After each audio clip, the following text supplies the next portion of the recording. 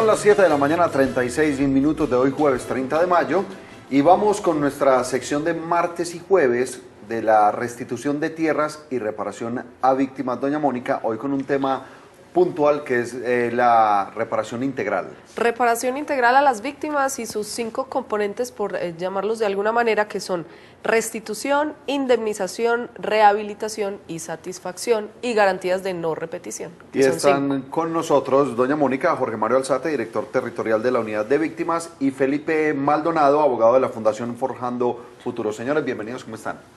Muy bien, muchas gracias. Un saludo para ustedes. Excelente, muy bien.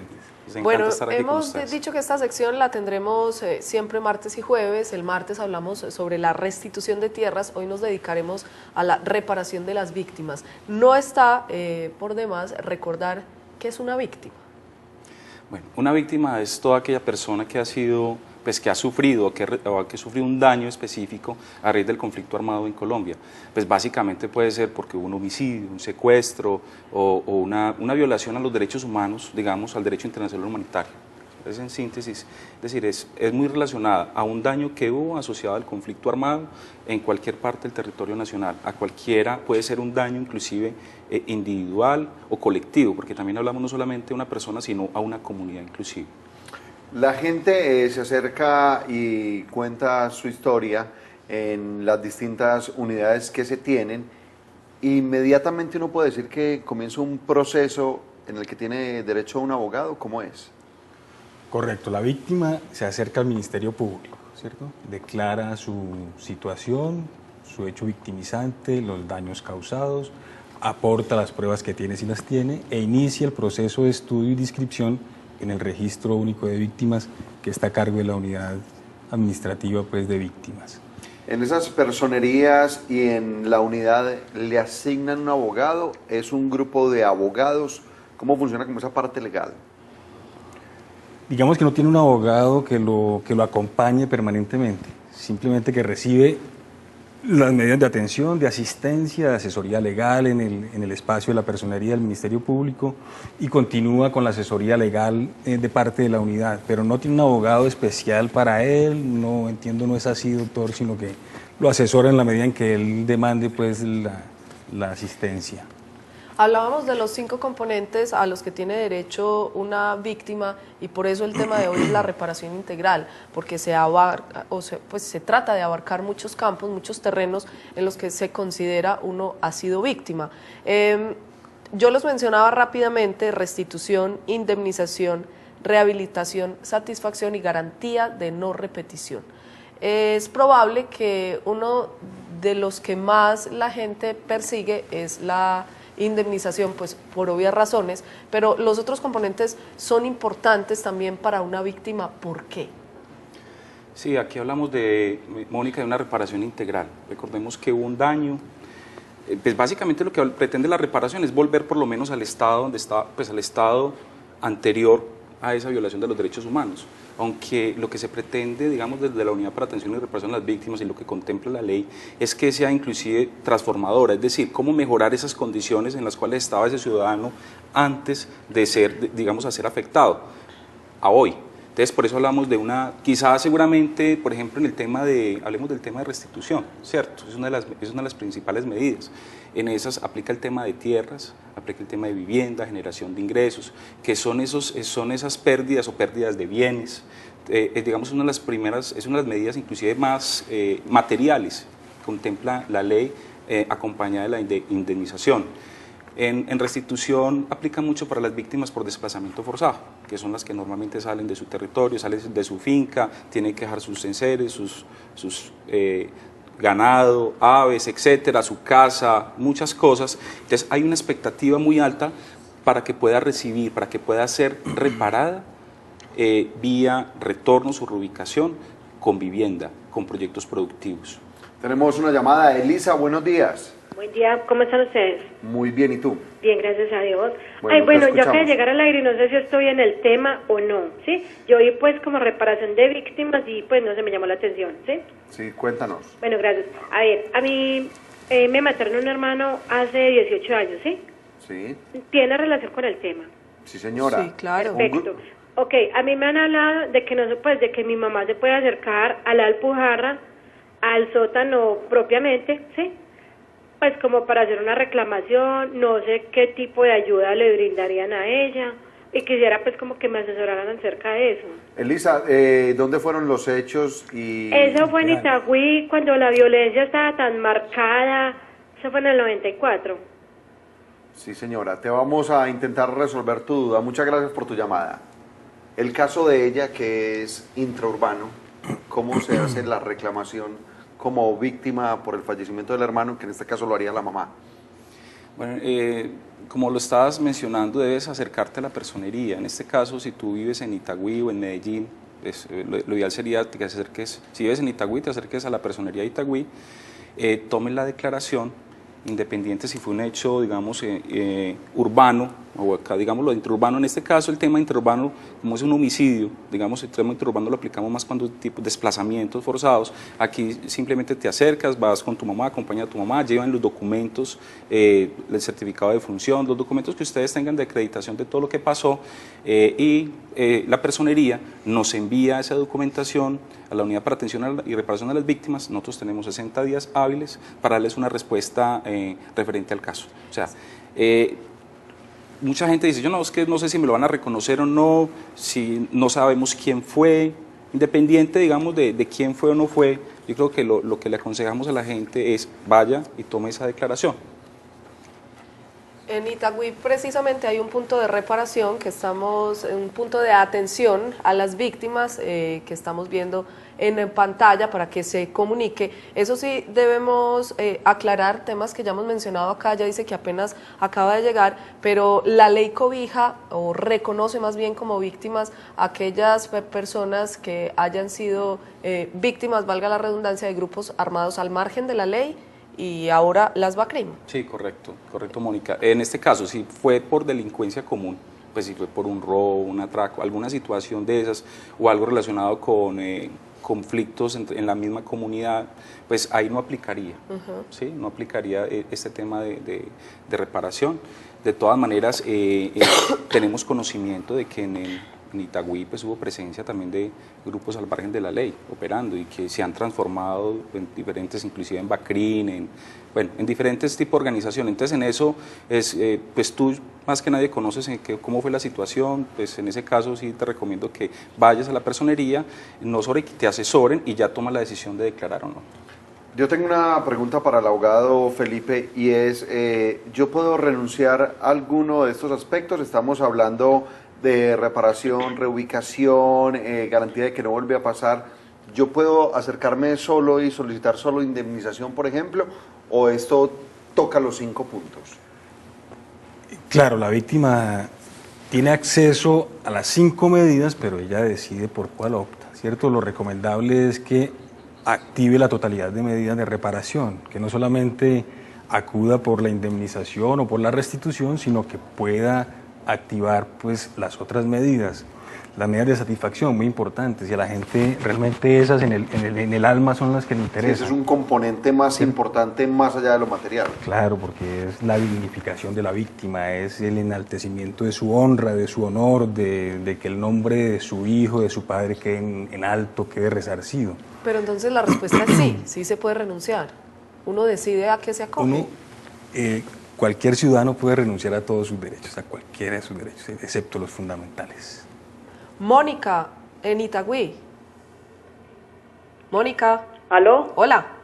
¿Aló? Hola. Buenos días. Buenos días, te escuchamos. Mira, la pregunta mía es que yo estuve esta semana en un party que hicieron en Acción Social para vivienda. Entonces yo tengo una sobrina que también está en una vulnerabilidad, mejor dicho, con un niño de 3 años. Entonces inclusive yo voy a ir a llevar papelería con ella enseguida para ver si le colaboran allá también o qué debo hacer en ese caso. Muy bien, muchas gracias. Aquí veo a la abogada haciéndonos, perdón, aquí... Estoy confundida, haciéndonos caras de que sí conoce el tema. Sí, conocemos el caso. Doña Mónica, bueno, en Itagüí estamos funcionando en la Casa de Justicia. digamos, es el lugar que ha dispuesto la alcaldía de Itagüí para atender y orientar a las víctimas. Allá la unidad para atención y reparación a las víctimas, que ya, ahorita mencionaste la acción social, es muy bueno aclarar que la acción social como entidad del gobierno nacional ya se acabó, sin embargo, siempre nos referencian a nosotros como acción social, ya nos llamamos la unidad para las víctimas, doña Mónica. Es decir, todos esos programas que tenía la acción social para víctimas, para desplazados, para víctimas por el conflicto, que era un programa en la acción social, pasó a ser ya, digamos, una entidad. Entonces, muy sencillo, puede decir, tú mencionaste una palabra, el PARI, bueno, eso es una sigla pues que muy bueno que la acordó. Básicamente es el plan individual de reparación, ¿sí? De asistencia y reparación. Entonces, hay una atención personalizada, hacemos una revisión de cómo están sus derechos, las medidas y cómo puede acceder. En este caso, tu inquietud era el tema de vivienda. Entonces, aquí, digamos, se mira cómo está la oferta en el municipio, qué opciones, qué convocatorias hay, si se orienta. Para que pueda ir, mencionaste un familiar, para que pueda ir, digamos, hay una condición que debe estar inscrita en el registro único de víctimas, debe ser víctima, debe primero haber declarado, haber sido reconocida y tener su grupo familiar independiente. En ese caso, puedes acércate al punto de atención en Itagüí, en la Casa de Justicia, puede ser el día de hoy, eso funciona todos los días, desde las 8 de la mañana hasta las 4 de la tarde. En el barrio Santa María, ahí estamos viendo la dirección. Abogado Felipe, ¿de qué depende el monto de la indemnización? Depende del tipo de delito cometido, del daño, del tipo penal. Entonces están clasificados por homicidio, ¿cierto? Si es homicidio, si es desplazamiento, perdón, si es homicidio, si es tortura y si es lesiones que causen incapacidad permanente, hasta 40 salarios mínimos legales mensuales vigentes. Y así se va entonces tasando dependiendo del delito cometido, de la afectación, del hecho violento. Usted mencionaba ahora, Jorge, un aspecto importante y es, aunque esto es un tema que lleva mucho tiempo, que es muy difícil por todo lo que ha pasado en nuestro país, es la respuesta que da la unidad. Tiene 60 días para decirle a la persona si su caso es viable o no, ¿cierto? Sí, tenemos 60 días hábiles. Durante ese tiempo, digamos, pues, le pedimos un poquito de paciencia a la gente. ¿Y dónde puede averiguar? Básicamente puedes averiguar acercarse nuevamente a la personería o al centro de atención. Los que mencionamos, aquí en Medellín tenemos 4 centros de atención, o puede ser en Itagüí, puede ser en Bello. Si uno va, y me imagino con la cédula... Con la cédula se contactan con nosotros. Y aquí hay que decir algo, o sea, el año pasado tuvimos demoras en eso, o sea, es un tiempo de ley, es un tiempo que se espera sea respetado, 60 días hábiles, no siempre, digamos, se cumple, digamos, tenemos un porcentaje alrededor del 90% que está en esos términos, sin embargo, es bueno pues, para que la gente también lo entienda pues, y lo comprenda, sabemos que no es fácil, por ejemplo, en el tema de víctimas por desplazamiento forzado, mientras pase ese tiempo y si el hecho pasó en los últimos 3 meses, tiene derecho a una atención inmediata. O sea, en el tema alimentario, es decir, no tiene que esperar a que la unidad valore para que pueda recibir, digamos, en ese sentido de urgencia, pueda recibir lo que ella requiere en términos de alimentación, albergue, etc. Fernando, buenos días. Buenos días. Adelante, lo escuchamos. Mire, la pregunta es que nosotros a nosotros nos mataron un hijo el año pasado y nosotros hicimos pues la declaración. Nos la negaron la reparación, ¿cierto? Hicimos un derecho de petición el 18 de abril y hasta el momento en febrero, que nos lo deberían haber contestado el 18 de abril y hasta el momento no nos han contestado nada. ¿Qué decirle a Fernando? Fernando, bueno, tú nos relatas pues tu historia, efectivamente ya no hubo el reconocimiento, no sé si presentaste el recurso de reposición, hay que presentar el recurso de reposición, es una vía, pues aquí con el abogado, el doctor Felipe, pues de pronto puede aclarar un poquito más a toda nuestra gente, pero sí, frente al derecho de petición, te voy a pedir que nos dejes tus datos y digamos, vamos a tomar el dato del radicado, tu nombre, nos da los datos para hacerte llegar la respuesta al derecho de petición. El caso de Fernando, yo presento mi denuncia, me asesinaron un familiar. La respuesta es no, usted no hace parte del conflicto, fue un hecho aislado, por decir de alguna manera, ¿qué debe hacer él? ¿Cuál es ese recurso de reposición? ¿Cómo funciona? Como lo planteaba el doctor Jorge, exactamente es el recurso de reposición, ¿cierto? Es la posibilidad que tiene el ciudadano, la víctima, de decirle al Estado, oiga, señor Estado, reconsidere su decisión, usted se equivocó, yo sí soy víctima del conflicto por lo siguiente, expongo las razones y presento en tiempo los argumentos que tengo para que se reconsidere la decisión, el Estado la estudia y decide. Es muy común que se niegue la situación de víctima, sobre todo por el hecho, en Medellín muy común por el hecho de que las bandas criminales están asociadas más a la delincuencia común. Sí. Pero digamos que hoy es un tema superado desde la jurisprudencia, ya hay Ya son fallos, reconocidas. están siendo reconocidas por conexidad, por objetividad y en fin. Entonces es el momento para plantear eso, el recurso es la posibilidad para plantear esos argumentos. Para decir, sí, revise mi caso, que es que en Medellín, por ejemplo, en este caso hay bandas, hay combos delincuenciales y no es un hecho aislado, pues no fue algo fortuito. Exacto, están asociadas en gran medida al conflicto armado interno. Están dedicadas al narcotráfico, digamos, pero hay una conexidad con el conflicto, vienen de allá, derivan de ellos, actúan de manera organizada, hacen un daño sistemático, en fin. Y en el marco del DIH, del Derecho Internacional Humanitario y de los Derechos Humanos, aplicaría el concepto que es lo que la Corte ha dicho. Jorge, yo tengo una pregunta y en estos aspectos de la reparación, esa parte de que se garantiza que no vuelve a suceder, ¿cómo se hace eso? ¿Eso es lo más complicado quizás? Es lo más complicado, sí, es la garantía de no repetición, es digamos, es de las medidas más complejas y tiene que ver con grandes medidas, digamos, no es directamente un ciudadano, aunque hay ciudadanos que pueden pedir, solicitar de manera directa la protección, ¿sí? Pero igual, digamos, hay digamos, son medidas macro que toma, digamos, el gobierno nacional o que toma, por ejemplo, la alcaldía, la policía, frente a sectores de comunidades. Ojalá pudiera haber, digamos, un policía casi en su cuadra, o el ejército, digamos, tener una cobertura donde pudiera estar en todo el territorio nacional de manera, en todas las veredas. Es muy complejo. Sin embargo, por ejemplo, una medida de reparación macro, por ejemplo, si se da el proceso de paz, eso es una medida que va a contribuir a las garantías de no repetición. ¿Por qué? Porque obviamente, digamos, los que están alzados en armas ya no van a tener sus armas, va a haber, digamos, una no agresión, ya se disminuye la posibilidad de que un ciudadano sea nuevamente afectado por el conflicto, en este caso por las víctimas de las FARC.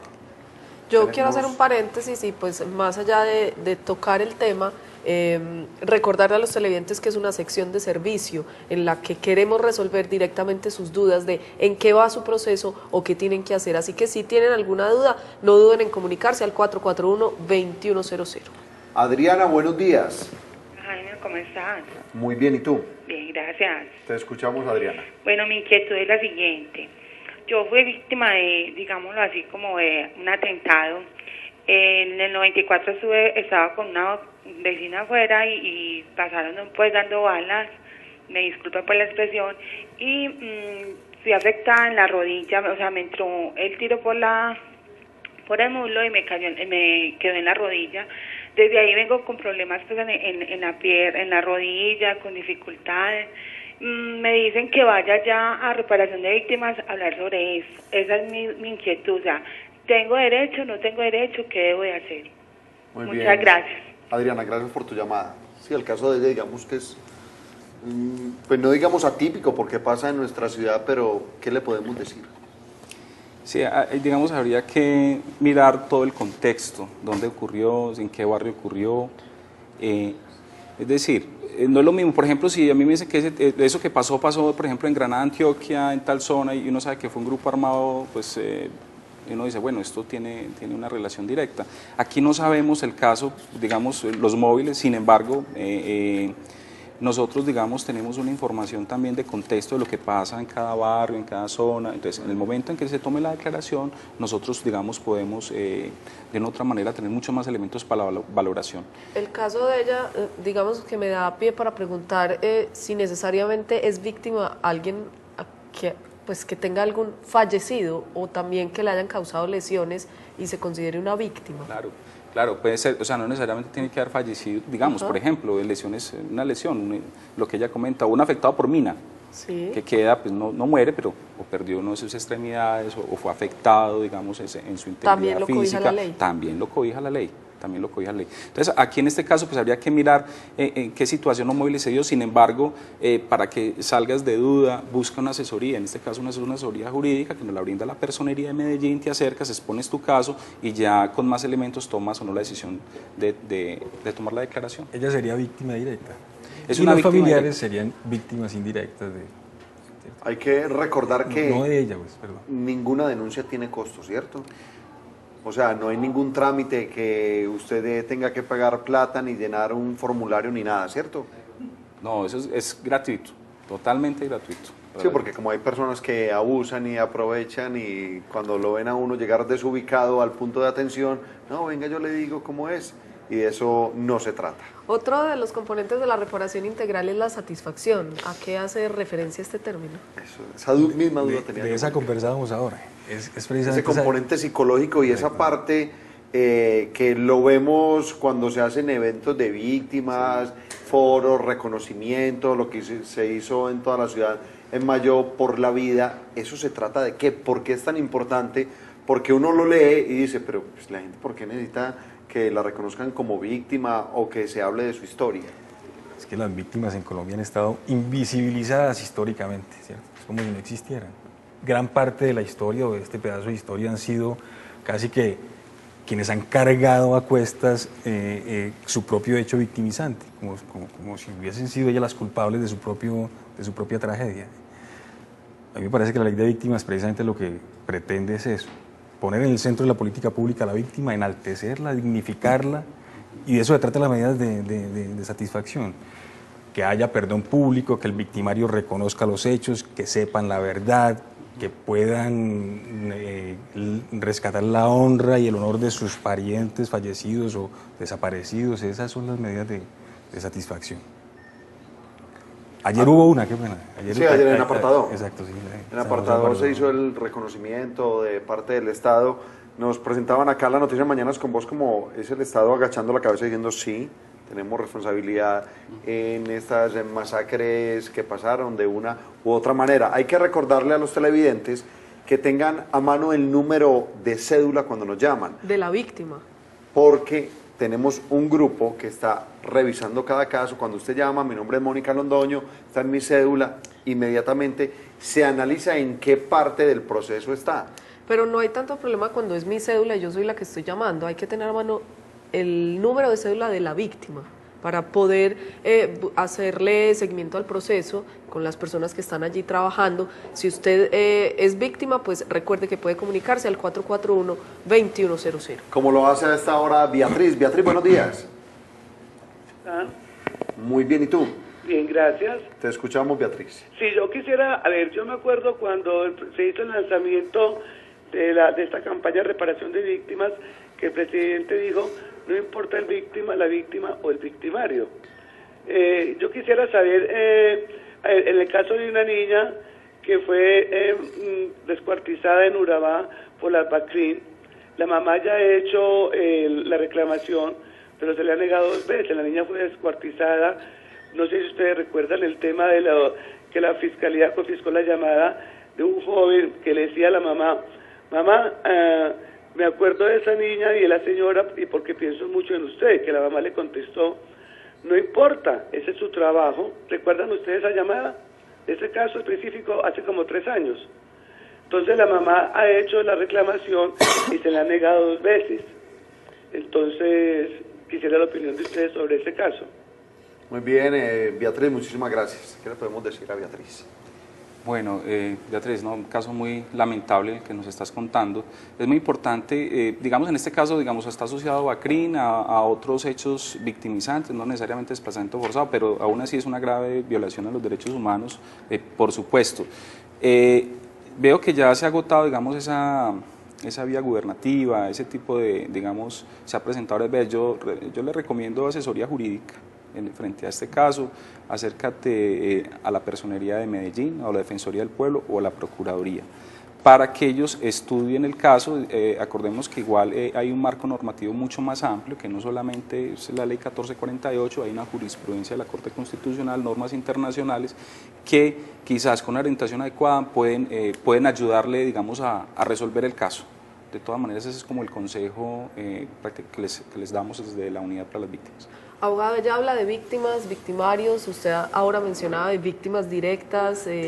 ¿Cómo es ese tema de quién es realmente la víctima, a quién favorece la ley, a quién cobija? Claro, porque cuando hay desaparición o cuando hay homicidio, pues la víctima directa digamos que ya no está, ¿cierto? Entonces los derechos que pueden derivar de ese hecho los asumen o tienen derecho a ellos pues sus familiares. En principio, pues el esposo, cónyuge e hijos, si los hay. Si no hay hijos, cónyuge, padres. Y vamos viendo, la ley dispone y establece quienes tienen derecho en el régimen sucesoral a derivar los patrimoniales y los morales. Entonces, si hay homicidio y hay desaparición, pues no tenemos la víctima directa, tendremos solamente víctimas indirectas.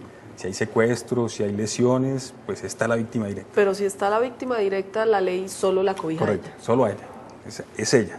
¿Esto tiene poco que ver con la reparación a las víctimas de manera individual y colectiva o es otra cosa completamente distinta y cómo funciona?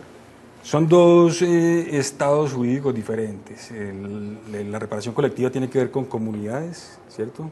O con organizaciones, y no con el individuo, sino que hablamos de comunidades pues, indígenas, colectivos como los sindicatos, organizaciones campesinas, en fin. Son daños a la colectividad, no al individuo. Tenemos una llamada, María Leonor, buenos días. Muy buenos días. Buenos días, te escuchamos, Habla Juan María. Leonor Villada, del municipio de La Tablaza, pertenezco a La Estrella. Te escuchamos. Tengo una inquietud sobre Sí. el proyecto productivo que en el municipio de La Estrella en el 2010, con la señora Inmaculada Rodríguez, hicimos la capacitación del proyecto productivo para darnos los fondos para poner un negocio. El negocio mío era planas y fileteadoras, hacer una microempresa en mi casa, hicimos la capacitación y resulta de que mandé todos los papeles para Bogotá y simplemente me mandaron una carta que me fuera para los bancos a hacer un préstamo. Después de que yo les cumplí con lo que ellos me dijeron que hiciera la capacitación, yo la hice y me mandaron a hacer préstamo. Entonces, ¿qué debo de hacer ahí?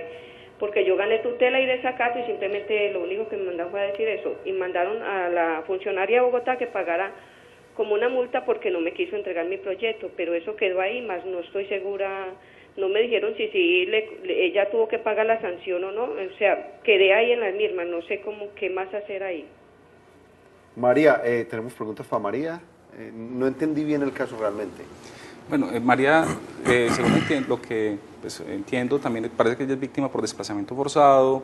Si entiendo, María, en algún momento solicitaste o pediste apoyo para una iniciativa productiva.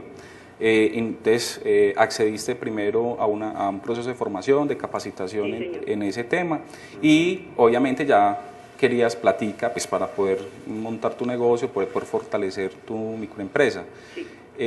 Bueno, en eso pues hay, digamos, la unidad pues no tiene esa competencia directa para entregar ese tipo de recursos en generación de ingresos. Es un tema que lo tiene a cargo varias instituciones. En la primera puerta que hay que tocar es la alcaldía municipal. La alcaldía municipal por ley tiene que hacer el plan de acción territorial, debe identificar el número de víctimas, saber víctimas de desplazamiento, identificar sus necesidades y en el tema productivo habría que ver qué oferta tiene el municipio para poder acceder digamos, a proyectos, a capital semilla. En algún momento se te habló de crédito, porque es que no necesariamente muchas veces, digamos, es que se te entregue un subsidio directo para fortalecer tu negocio. Por el hecho de ser víctima también tienes, digamos, unas condiciones especiales o más facilidad de acceso a crédito a muy baja tasa. Ahora, también hay otra oferta del Gobierno Nacional, digamos, a través del Departamento de la Prosperidad Social y otras instituciones. En este caso, pues, agradecería que nos dejes tus datos, te llamamos y miramos a ver cómo, a través de otras entidades, te decimos, mira, esta oferta está en estas entidades y para que te acerques a ver cómo puede acceder a esto.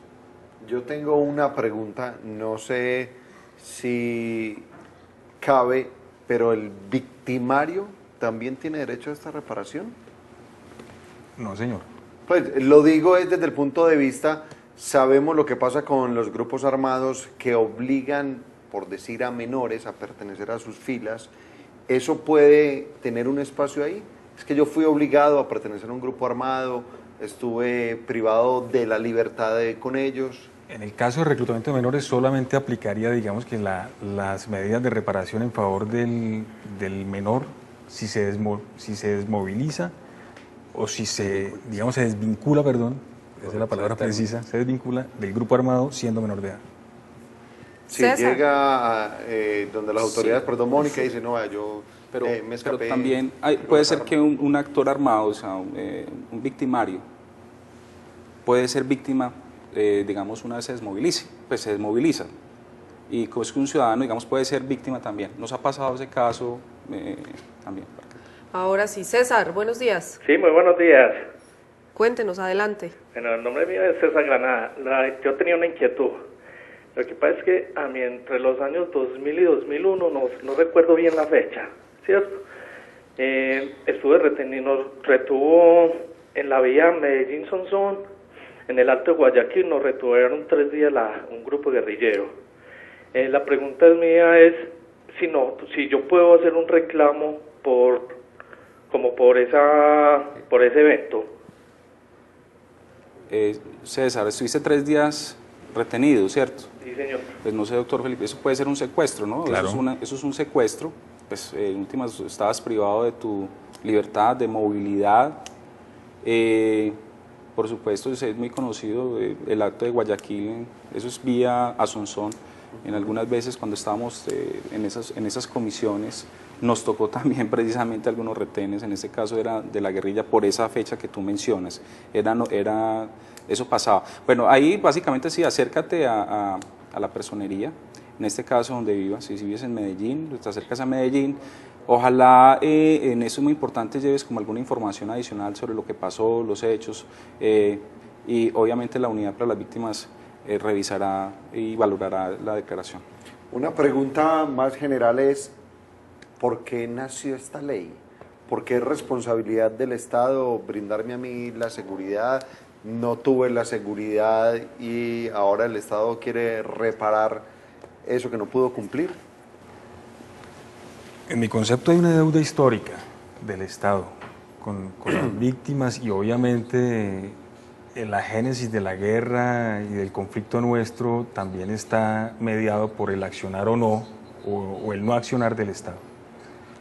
Y si bien el Estado en la ley 1448 se libra de responsabilidad a través de las otras rutas de reclamación, digamos, jurídicas, el responsable en últimas vendrá siendo el Estado, porque tiene una responsabilidad con sus ciudadanos. Responsabilidad y hay una constitución que cumplir, por decirlo así. No a través de esta ruta de justicia transicional, pero sí a través de la jurisdicción contencioso administrativa o de la penal o de la civil en caso de que aplique.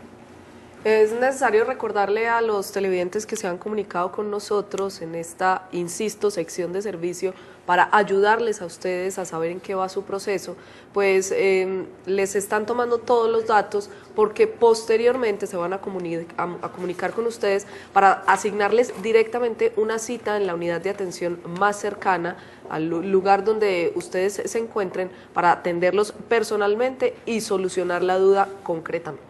María Victoria, buenos días. María. Muy buenos días. Sí, ¿cómo estás? Sí, aló. Te escuchamos, María. Muy bien. Te escuchamos. Mira, para preguntarle a los doctores, yo fui reparada por Acción Social por el homicidio de mi esposo. Pero tengo entendido que Reparación de Víctimas es otra entidad que también hace cierta reparación. Me gustaría saber cómo puedo informarme sobre esto. Muy bien, María, muchísimas gracias. No, la reparación es una, ¿cierto? Si fue reparada, ya digamos que no tiene derecho a reclamar sobre este mismo hecho victimizante porque el Estado es uno y el Estado ya reparó. Igual, la señora menciona también pues, que haya recibido la indemnización cuando estaba la acción social por ese hecho victimizante. Bueno, aquí acordemos que eso también es una reparación integral, podría acceder a otro tipo de medidas en este caso. Mónica, las que tú mencionabas, el tema de rehabilitación, el tema de medidas de satisfacción, bueno, el tema de garantías de no repetición, y el tema de restitución. Habría que mirar ya en el contexto de ella, pues orientarla, por ejemplo, el tema psicosocial. Es muy importante para las víctimas, ¿sí? Entonces también hay, digamos, oferta en ese sentido, entonces es muy importante pues como para que lo tengas presente. Ya no volverías a recibir por ese mismo hecho otra vez la plata, la indemnización como tal, no, ya se te entregó, digamos, una sola vez. Tendría que ser que haya otro nuevo hecho victimizante. Ustedes, por supuesto, tienen estadísticas de los casos de víctimas que hay, sobre todo en el departamento, me imagino, pues porque es donde nos movemos, pero se sospecha de muchos casos que no han sido denunciados por desconocimiento quizá de la ley, de que ocurrieron hace muchos años y que la gente no está como en función de eso ya, o sea, ha dejado pasar el hecho y no se atreve a denunciar o ya no le interesa denunciar o ni siquiera entiende para qué denunciar ni qué podría ganar, pero cuál es la importancia y el llamado a esas personas para que se animen, así haya pasado mucho tiempo, así ya lo hayan superado, más allá de la retribución económica. Claro, la invitación a la víctima es esa, ¿cierto? Y la ley 1448 abre esa posibilidad, establece unos tiempos, 2 años para los hechos acontecidos después de la expedición, 4 años para los acontecidos previo a expedición de la ley, también revisado por la Corte y que bueno. Tranquilo. Y obviamente la invitación es esa, que las víctimas, así tiempo atrás haya sucedido el hecho victimizante, pues hoy acudamos a hacer la declaración, porque sucede que las víctimas por temor, por miedo, por desapego, por desatención, no quisieron en su momento hacer la declaración. Para recordarles a todos nuestros televidentes es que tenemos, después de promulgar la ley 1448, entonces el 10 de junio del 2011, las víctimas tienen 4 años para poder declarar, digamos, esos hechos anteriores a la promulgación de la ley, ¿sí? También se estipuló que para las víctimas de desplazamiento forzado había 2 años, plazo que se vence ahorita, se vence en junio, ya se nos venció ese plazo para víctimas de desplazamiento forzado. Sin embargo, hay una discusión ahí de tipo jurídico, digamos ahí hay una excepción que diga por fuerza mayor, digámoslo así, pues puede declarar. Digamos, la gente que no pudo declarar antes porque estaba amenazada, tenía pues unas condiciones, o no sabía, bueno, habría que mirar eso, pero la invitación es, si bien la ley establece unos tiempos para declarar, hagan su declaración, vayan, acérquense al Ministerio Público y hagan su declaración de estos hechos. Deyanira, buenos días. Sí, buenos días. Adelante. Gracias. Mira, mi pregunta es la siguiente. Yo soy desplazada, ¿cierto? Yo desde el 2007 me desplacé. En el momento yo aparezco en el registro único desplazada, pero yo me inscribí a eso de Red Uni, en ese tiempo era Juntos en Familia, y en ese momento que me han sacado de Juntos en Familia, estuve haciendo vueltas y que no aparezco en el sistema. Entonces mi pregunta es que si yo estaba en eso, a mí nunca me hicieron visita a los congestores y ahorita eso es importante para las viviendas que están dando gratuitas. O sea, ese es como un requisito que supuestamente uno tiene que tener para el congestor llevar pues como una información a cómo vive, y yo tengo 2 niñas menores de edad y eso, o sea, eso sería como mi prioridad en estos momentos. Deyanira, no sé muchas qué debo gracias. hacer. Sí, que puede hacer ella que estue y ya no aparece. Bueno, Deyanira nos está contando, pues es víctima por desplazamiento forzado, vive aquí en la ciudad de Medellín. Ella, según entiendo, estaba vinculada o estaba inscrita en el programa Unidos o Juntos, pero que en el caso de Medellín se llama Medellín Solidaria. En este caso, pues es acercarse a uno de los parques biblioteca o a las oficinas de Medellín Solidario, verificar pues si está inscrita o no está inscrita. Porque ella lo que comenta es cierto, es decir, muchas de las familias que están en Medellín Solidario y que son víctimas por desplazamiento van a ser beneficiarias, digamos, a futuro, van a tener ciertas prioridades para mucha oferta que tiene el gobierno nacional, en este caso Familias en Acción. Entonces, si tú estás inscrita como víctima por desplazamiento, ya pues, nos confirmaron. Ya nos confirmaron, sí, es cierto, ya nos acaban de decir, por eso es muy importante aquí el apoyo en estudio, digamos, con toda la gente que está mirando las bases de datos. En este caso es, acércate a Medellín Solidario, pues a ver si pueden revisar tu caso nuevamente de inscripción, digamos ya es algo más interno del programa como tal. Ahora estábamos hablando del tiempo en que sucedieron las cosas y mucha gente, lo decía Mónica, por desconocimiento no se acerca porque no conoce estas unidades, Y otro temor de la gente, abogado, es no tener mucha información. Aquí hemos hablado en programas anteriores que es simplemente su testimonio, porque es que mucha gente dice, vea, es que yo no tengo las pruebas, yo no tengo tal cosa, simplemente es cuente su historia y ahí comienza como el procedimiento. Sí, la carga probatoria no puede estar, y la ley así lo establece, en cabeza de la víctima, está en cabeza del Estado. Sí, yo no tengo que llegar con todas las pruebas, vea, fue este grupo, fue así, no. Lo que tenga y el testimonio. ¿Ya?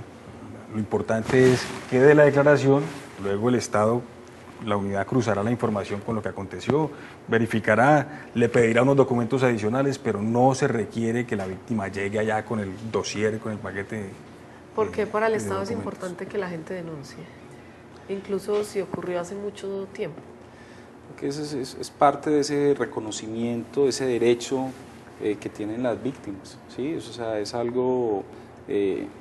hay gente que no lo hace ni siquiera por acceder a una indemnización o porque no requiere quizás de pronto algo económico, en este caso, pero es una medida de satisfacción también, es decir, ese reconocimiento como víctima, y para el Estado es fundamental eso es en un Estado de Derecho, garantías a las víctimas para que lo puedan hacer, ¿sí? No invisibilizar algo que sucedió digamos, en el territorio nacional. Entonces es fundamental, no sé si el doctor Felipe... Y hace parte de la memoria histórica, de la reconstrucción de lo que sucedió, de la memoria, de lo que va a quedar para la posteridad de esta etapa trágica de la historia colombiana. Y hay algo también que inquieta de pronto a la gente. Yo declaré, bueno, yo estoy como en una base de datos, ¿sí?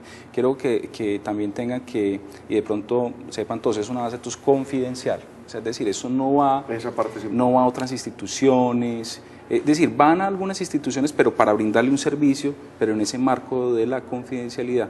O sea, eso no es que esté en internet, que yo pueda mirar, que no se hace público, se respeta el nombre, digamos, de la gente, digamos, hay una reserva de ley frente a la base de datos de víctimas, que es el registro único de víctimas. Inclusive nosotros, sí, eso es una cosa muy importante para que la gente sepa, porque a veces le da temor denunciar porque cree que se va a enterar la persona o los grupos armados, etcétera. Javier, buenos días y adelante. Buenos días. Sí, Javier, adelante. Buenos días, Mónica. La pregunta es la siguiente. Javier, lo escuchamos. Sí, mira, lo que pasa es que mi papá fue asesinado en el año de 1983 en una vereda de San Roque, Antioquia, en Frailes. La pregunta es la siguiente, ¿me cobija la ley, nos cobija la ley o no nos cobija la ley? Muy clara la pregunta de Javier. 83, dijo Javier, ¿cierto? Sí. Javier, digamos que le cobija la ley para algunas medidas de reparación, no para todas. En particular, no le cobija la indemnización administrativa, por ejemplo, ni le cobija, en caso que hubiese sucedido, la restitución de tierras. Tendría derecho a medidas de satisfacción, a garantías de no repetición, básicamente, pero no tendría derecho a las demás medidas de reparación. ¿Es porque la ley habla de qué año? La ley dice que serán cubiertos los hechos punibles, los delitos cometidos o las afectaciones cometidas a partir del 1 de enero de 1985 para todas las medidas de reparación en delitos que no sean los de despojo o abandono de tierras. Y para el de abandono y despojo de tierra hablamos del 1 de enero de 1991. De víctima de 1985 y desplazamiento desde 1991. No, desplazamiento 1985. 1985. Despojo y abandono de tierra, es decir, reclamar la tierra perdida solo a partir del 1 de enero de 1991. Todos estos trámites, todo esto que se hace, ¿puede tener una conclusión final? ¿Hay esperanzas? Ahora, Mónica preguntaba sobre las cifras. Cada día son más las personas, pero ustedes desde sus trabajos lo